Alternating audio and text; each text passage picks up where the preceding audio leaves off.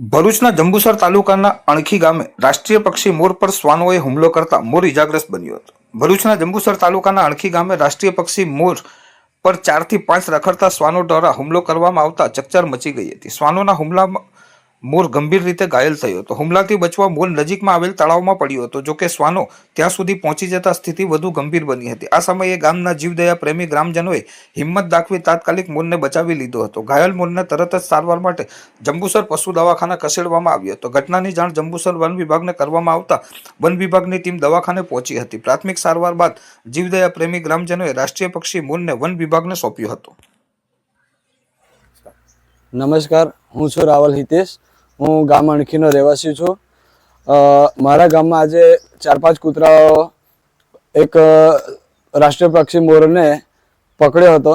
તેને હું આજે બચાવ્યો મેં અને એને પકડીને હું આજે દવાખાને લાવ્યો હતો જંબુસર ખાતે।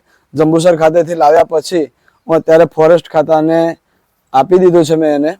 અને આ પ્રાણી છે, પક્ષી છે, એને અમે બચાવવા માટે ગમે તે જગ્યા પર તમે બોલાવો અમે આવીશું। અને આ કામ અમે ઘણા સમયથી કરીએ છીએ અને અમારી ટીમ છે, હું જાતે રાવલ હિતેશ, મારા ટીમના મેમ્બર છે સંદીપ સુજાની, વિશ્વાસ મોન્ટો, પ્રદીપ સિંધા, સુરેશ રાજ,